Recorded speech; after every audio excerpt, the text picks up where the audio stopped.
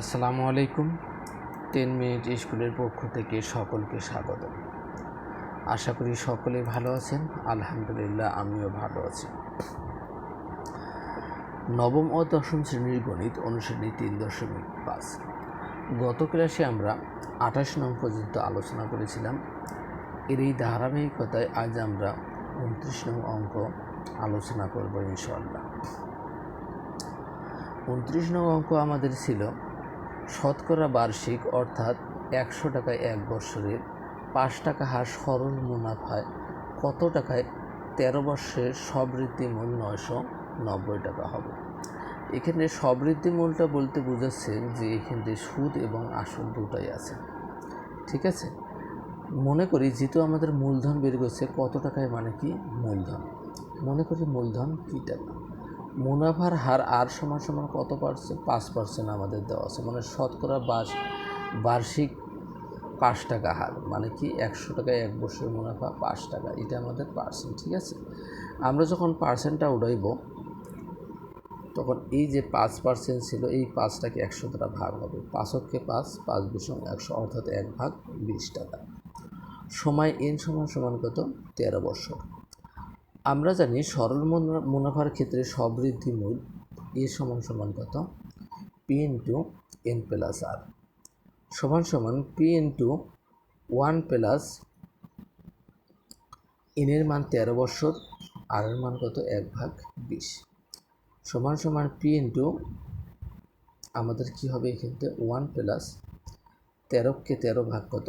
20 সমান p into 1 আর 20 এর লসাগু 20, 20কে 20 দ্বারা 20 ভাগ করলে 1, 13কে 13 সমান 20 আর 13 গুণ করলে 33/20 কত? 33/20 ইন্টু পি। এটা এই 33/পিটা আমাদের কি সবৃদ্ধি মূল বের হয়েছে। আবার আমাদের অঙ্কে দেওয়া ছিল 999 টাকা, তাহলে এইটা আর 999 সেম। প্রশ্ন মতে আমরা কি লিখতে পারি? 33/20 পি ইন্টু 990, বা পি সমান এই 20 ভাগ ছিল গুণন হয়েছে আর 33 গুণন ছিল ভাগ হয়েছে। কত হবে? 3 3কে 9, 3 3কে 9 অর্থাৎ 33 দ্বারা 99কে ভাগ করলে 3 পাই। এই শূন্যটা কেটে নিয়ে গেছি আমরা। কত? 3 দুগুণে 6, 2টা শূন্য। কত? পি সমান কত? 600। যেহেতু পির মান আমরা মূলধন বের করতে চেয়েছিলাম, পিটা মূলধন, অতএব নির্ণেয় মূলধন কত? 600 টাকা। এরপর 30 নং আমাদের ছিল সেম একই অঙ্ক, যে শতকরা বার্ষিক 5 টাকা হার মুনাফায় কত টাকা 12 বর্ষের সবৃদ্ধি মূল 1280 টাকা হবে। সেম একই জিনিস, একই অঙ্ক। আমি তারপরে করে দিচ্ছি। ধরি মূলধন পি টাকা, মুনাফার হার আর সমান 5%। যখন আমরা পার্সেন্ট উড়াই দেবো 100 দ্বারা ভাগ হবে 5/100, 5কে 5 বিশং 100। সবৃদ্ধি মূল এ সমান কত? 1248 টাকা এবং সময় n সমান 12 বছর। আমরা 29 নং এক নিয়মে করছিলাম, আবার আমরা 30 নং অঙ্ক আর এক নিয়মে করবো ইনশাআল্লাহ। আমরা জানি সরল মুনাফার ক্ষেত্রে এ সমান কত? সবৃদ্ধি মূল এ সমান পি ইন্টু 1 প্লাস এনআর।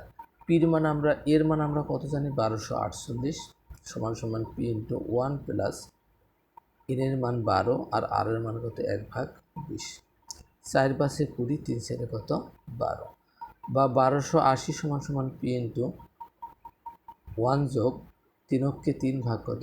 5, বা 1248 সমান পি ইন্টু 1 আর 5 লসাগু কত? 5, 1 আর 5 লসাগু কত? 5, 5কে 5, আবার 5কে 5 কত থাকলো? 3, বা 1248 সমান কত? 5 আর 3 8 ভাগ কত? 5, বা আমরা ডাইন পাশের অংশটা বাম পাশে নিয়েছি, বাম পাশেরটা ডাইন পাশে নিয়ে গেছি। তখন কি হয়?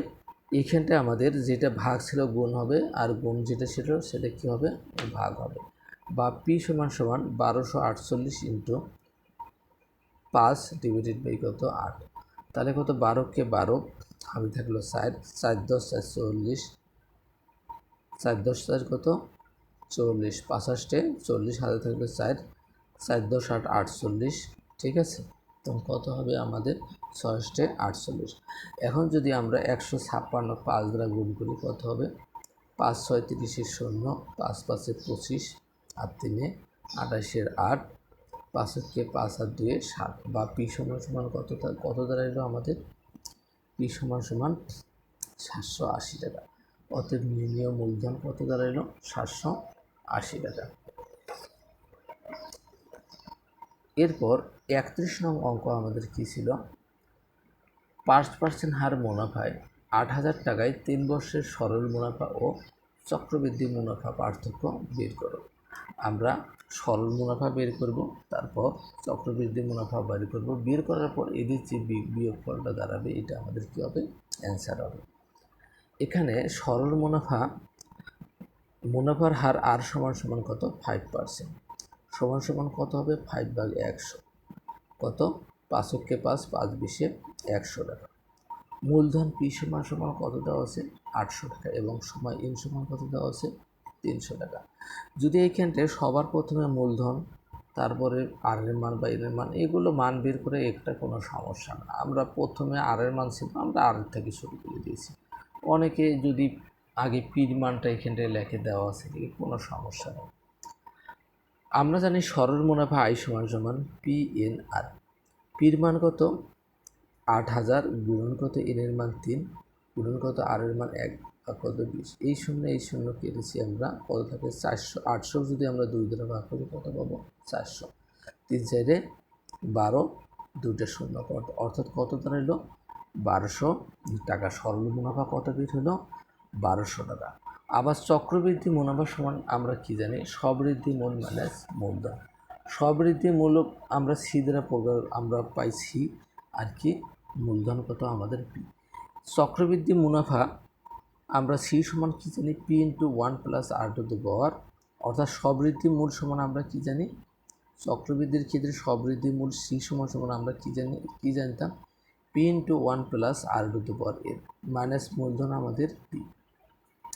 পির মান আমরা 8,000 লিখেছি, 1 + আর এর মান কত, 1/20, এর মান আমরা 3 বসাইছি, মাইনাস 800। 8,000 ইন্টু 20 আর 1-এর লসাগু কত হবে, 20, 20কে 20 দ্বারা 20 ভাগ করলে 1, এককে 1, টু দি পাওয়ার কত, 3, মাইনাস 8,000 সমান সমান 8,000 ইন্টু কত, 21/20 কিউব, মাইনাস কত, 8,000।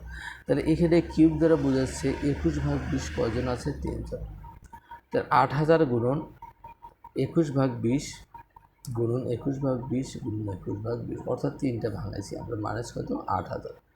এই 3 শূন্য আমরা কেটেছি, 8 2কে 2, 2 4 2 8, আবার 2 2 4, এই 2 আর এই 2 কাটছি। আমরা যে 3টে 21 গুণন করি কত হবে, 9,261, বিয়োগ কত, 8,000।